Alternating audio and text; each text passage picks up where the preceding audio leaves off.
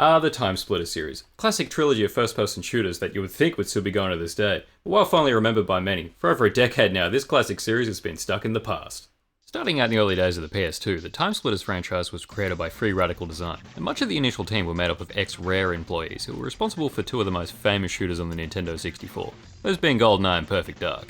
This team, working with the new systems of the time, was the perfect recipe. They were going to create some of the best shooters of that generation. Now, I had my first experience with this game on a PS2 demo disc, which I used to play all the time, and later on I was able to rent it from my local Video Easy, and I was completely blown away. I thought this game was so fucking cool. So what happened to this series? Well, despite these games being a success, Free Radical Design wasn't doing too well, and after taking a few too many financial hits, including the colossal bomb that was Haze in 2008, the company eventually went under. Now apparently a long-awaited sequel is on the way, but I'll believe it when I see it, so let's take a look at Future Perfect and see if the series is even worth bringing back.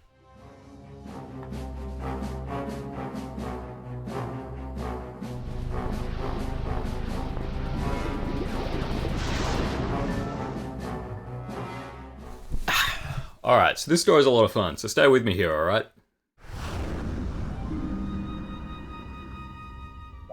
So our story starts in the year 2401. Humankind is at war with an evil race known as the TimeSplitters.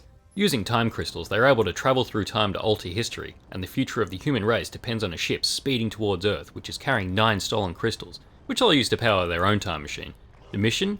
Go back in time, find the source of the time crystals, and destroy them before the war even began. Oh, and get ready to play as one of the best characters in gaming history. Here we're introduced to our character Cortez, the man responsible for delivering the crystals, but we get shot down before we can get to the base. We're met with some soldiers who give us a gun and are going to help us get there. Along the way we're attacked by some mysterious looking ninja dudes. Resistance is strong, but of course we break through their lines. You fucking knobhead. We finally come up against the Splitters, and after a fierce battle we manage to hold them off, with some help from a mysterious figure in the distance. From here, we deliver the crystals, and the general tells us that the crystals leave an energy residue after being used, giving us a rough idea of their location. We're then introduced to Ahhh, the chief scientist, who points us to an island in Europe in 1924, the catch being that the island is about to be destroyed in battle, so we've got to be quick. I love this setup. You catch on pretty early that this game is well aware of itself, so you know you'll have a good time. We arrive and meet a charming British fella who warns us about the incoming destruction. After being fired upon, we may have accidentally fired back with a signal flare, kicking off the Navy bombardment. Old mate is just there to pick someone up, so we give him a hand getting through. We're just fucking these guys up. Anyway, after a quick assault through the castle, we're met with a locked door, which is apparently a problem, even though we're literally carrying a small arsenal. But that's not the point. We're met with ourselves when a funny little interaction gives us a key, tells us to pass it on later. What the hell just happened? I'm not sure, but I think we'll find out soon enough. We briefly catch up to the leader, but he manages to escape, so we have to press on, eventually finding ourselves in the position from earlier, only on the other end of course. Ha! That was cool. Cortez! We run into old mate, we find out why he was so keen to get here, so we help him get his lady out. After fucking up this tank, we catch up to the leader. Pretty quickly he manages to disappear, so we've got to find out where he's going and get after him.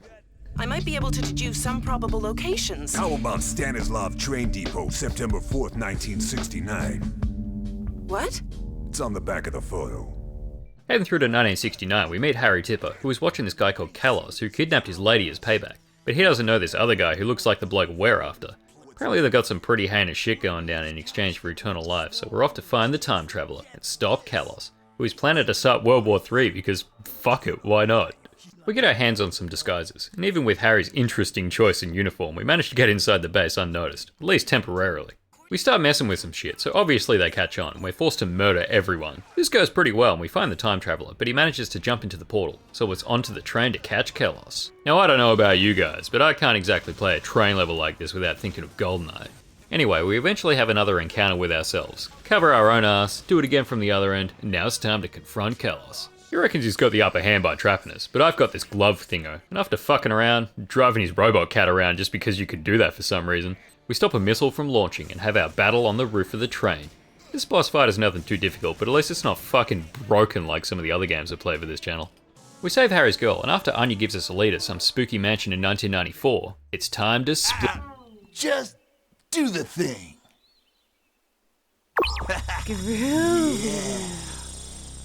We run into this girl, who's there to take some pictures of zombies, and she doesn't exactly give us the warmest of greetings. We tell her to bounce, but she's keen on hanging around, so get used to her. Hey, wait up! Now there's one thing I remembered about this game back on the PS2, it was the zombie section, and of course, it's fucking awesome. Anyway, we enter the mansion and it sets the classic zombie horror tone well straight away. We get our arsenal of weapons pretty quickly too, including a baseball bat, revolver, flamethrower, and shotgun, with the shotgun being the most effective overall. We make our way through, blowing everyone's heads off and finding a few scientists along the way. This outbreak must be contained. The entrance through the kitchen. Alright, well I guess I'll just— fuck! We take on this big fella that comes out of the ground. It's a bit hard to dodge his hits, but we get the job done. After which we make our way through to the kitchen and head underground.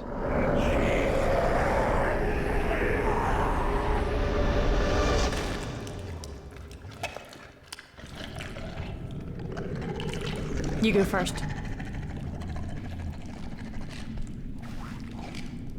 Okay. Shit's starting to get even more weird from here, with shapeshifters and shit. But eventually we make it to the lab. We catch up with this fellow we're after, but he manages to get the drop on us. After a quick minecart sequence, we team up with ourselves again for a bit of ghost and zombie killing action. And once we save Joe Beth from this big fella who's back with a vengeance, we find out the time traveller is a guy named Jacob Crow. We go to confront him outside the mansion, but his older self has appeared and manages to take him away. Anya helps us track him to a eugenics company in 2052, so it's time to I gotta go. But... oh well. Too old for me anyway. We see someone else on the roof that doesn't exactly look like an employee to us, so we're gonna follow her in. After disabling the rooftop security, we make our way through the building, and after we spot our friend on the cameras, a turret section ensues. We finally catch up to this mystery woman, Amy, who just happens to be there looking for Crow. We work together to kill a bunch of baddies and find out there's a lab under the building, so it's time to go fuck shit up. Yeah! Time to split! I'll get the next one. As we head deeper into the lab, we find the horrific experiments that Crow has been working on. But while these horrible mutants are tough buggers, this dark gun sorts them out pretty damn easy. Before we can make it to Crow, we get stuck in a security room that traps us in a loop, making this a really cool section mixing puzzles and action with the help of 3 other Cortezes. Once this is out of the way, we confront Crow with a bit of a loose tongue. I know everything. I know you used the time device to travel back to 1994 and tell your younger self to carry on your twisted genetic experiments using the power of the time crystals. Really? After he gets away once again, Anya is able to track him by one of those robots that we destroyed to a future robot war against humanity caused by Crow and a company called Ultranet. We head to the year 2243 and immediately crack open one of those killer robots to get it on our side. Then we get along with the good guys. Fuck this game rocks, it just keeps hitting you with awesome level idea after awesome level idea. Anyway, we fight through with the resistance, steal a battle tank, and after a quick battle sequence we're told by ourselves that we need this cybernetic security implant to infiltrate the baddie's lair. So we go get that done, give ourselves a quick hand, and before you know it, we're at the lab. Shit's getting real when we find out Crow is building an entire TimeSplitter army, so we've got to get him quick. We destroy the power core, but the job's not over. We've still got to destroy the TimeSplitter life support system. Oh yeah, take that. Now let's sort out Crow. We defeat this creature, only to find out that it is Crow once he gets the drop on us. We hang some shit on him for creating the TimeSplitters, but he doesn't exactly care much. We also find out that he used Kalos to get enough manpower to mine the island from earlier in the story for the crystals, so it's time for us to go back to 1924. After arriving immediately after we left before, a submarine shows up, so we make our way to get beneath the island. We kill a few guys before discovering an entire community living beneath there. We have to head down further though, so we get in a giant drill and find ourselves watching a speech being given by the assassins sent to kill us at the start of the game. We disguise ourselves and run through the time portal with them so we can protect ourselves during the events at the start of the game. This is a cool section and it's fun to have these alternate sections that bring the story full circle. This of course ends at the sniper's vantage point, but we can't hang around any longer as it's time to destroy the crystals once and for all. We grab the shit that we need, but Crow has followed us, so we must do battle. It's going okay, but we need help, so Anya creates a time loop for us to double team Crow. After that, it's clobbering time and Crow is defeated. We set the place to blow, destroying the crystals. Once we're back at the base, we see the time machine as well as the war and destruction disappear right in front of us, saving the planet. You're my hero. I know. It's what I do. Yeah, this story's great. There's so much to draw you in here, and the game's not afraid to have fun with itself. It's the kind of feeling that is greatly missed from games these days. Anyway, let's keep this on a high note and talk about how the game looks and plays.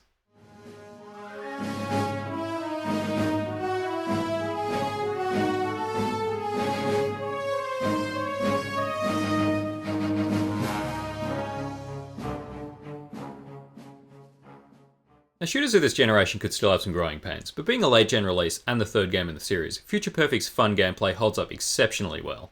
Funnily enough, it sets itself apart by keeping things familiar, not falling into some of the big cliches that games would slowly be infested with at that time, with things like weapon limit and lack of health bar being a couple of the main things showing up more and more in games in the years following. Instead, Future Perfect keeps things classic, keeping the health and shield system and letting you pick up everything that you can find. It will take weapons away from you as you move into different sections of the levels, however, but I never really found this to be an issue as it doesn't add any unreasonable challenge to the game.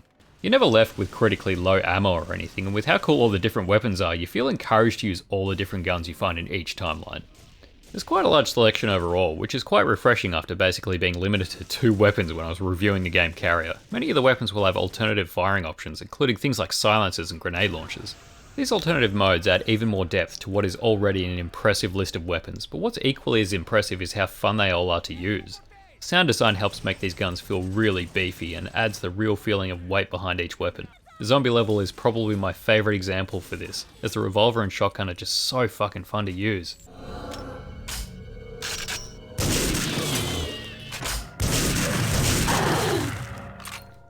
The game controls great, with some small exceptions. The combat is super tight and holds up super well, so you won't find me criticising that part. But an aspect that does show its age is the lack of sprinting, and the driving does feel a little bit dodgy. Could have been tightened up a little bit, but this is such a minor gripe overall it doesn't really matter. The game doesn't have you driving around much at all anyway, so I don't really expect Halo levels of quality, and the movement isn't so dreadfully slow that it's a problem either. The levels are so tight that any minor critiques are overshadowed by how fun the game is. Now, being such a late gen release, this game was able to get the most out of the systems at the time, and graphically this game is pretty amazing. What's interesting though is that despite coming out in 2005, it never got a port to the 360, which came out later that year. As you know, I'm playing the Xbox backwards compatible version for this review, and the improvements are pretty much what you'd expect. You know, with the resolution being pushed up to HD, performance is going to be nothing but exceptional, and the loading screens are near non-existent. This is obviously a great way to play this game, and it's not hurt by the higher resolution like some older games often can be. There's a lot of cool little details here and there, and it's a great showcase of how far facial animations have come since the beginning of the generation. Not only that, but the entire character animations as a whole are brilliant, and have this exaggerated style that fits into the quirkiness of what's going on. It's always been something that has stuck in my mind from this game, and it's an approach that really died off in the years following as more and more games felt the need to be as serious as possible. I don't mind serious games, in fact I love serious games, but I also love this kind of style that parodies all its influences and wants you to have fun with it. You know, there's big war going on with these super high stakes, and along all this fucked up shit happening, you're busy laughing your ass off at how hilarious the characters are. Good job, Cortez. I knew you could do it. Thanks, General. And you brought me back a robot. Cortez, The design of the world and this huge mix of levels keeps the whole thing feeling fresh, and this crazy plot that loops itself back around to the beginning of the game is super cool. It keeps you invested every step of the way, but as much as I love all these aspects of the game, I couldn't help feel that maybe it was just a little bit short. Now this isn't something that I've really had to criticise with my other reviews, as it hasn't really been much of a problem, and it's not really a problem here either. It's not like you'll be done with it in 2 hours. I just feel like it maybe could have been at least an hour or so longer than the 4 to 5 hours it takes to get through the single player campaign. It's really quite a non-issue though, because although I've been crapping on about the single player this whole time, the multiplayer aspect of this game adds so much extra content that it completely fills that void of me wanting more. Oh yeah, once you're done with the story mode, you'll want to get onto this, because this game's multiplayer absolutely fucks. Now there's games I reviewed previously where I don't even bother talking about the multiplayer modes because they're just tacked on crap to try and sell an online aspect. What we've got here puts a lot of modern games to shame. First off, you've got a heap of different modes to play with a heap of different levels to choose from. The character selection is huge, with some funny shit thrown in there for good measure. The levels are fun, and playing against bots is still a great experience, so the replay factor is there. There's just so much extra content here, and I couldn't possibly imagine this much in a game today without it being DLC or dreaded microtransactions. But just when you think you're done with these extra modes, there's another extra mode to keep you busy. That's right, the game ain't done yet, because there's also a fucking map maker for you to get silly with. There's a great amount of detail in it also, with the ability to create your map for specific game modes, as well as weapon placements, team starting points, and you can make these as stupid and ambitious as you like. This rounds off the game nicely. If it was just the single player, I'd say the game was excellent but lacking. However, when you're adding these extra modes, what you're left with is a well-rounded experience, fully worth revisiting as it's just so fun. Anyway, I'm just about done sucking this game off, so let's wrap this up. So it's pretty obvious that I love this game, and it was really fun to be able to revisit this classic from the mid-2000s that overall is just as good as I remembered it back on the PS2. There's of course little things I can pick apart, with some dodgy animations here and there and the lack of certain mechanics that weren't really standard in first-person shooters yet, but what Future Perfect does is give a well-rounded experience with plenty to offer. This one's hard not to recommend, and with everything that it has to offer, I'm going to have to give it a 9 out of 10. It is almost perfect, and is an essential game for any fan of classic first-person shooters. Anyway, that's all from me today. I'll catch you next time.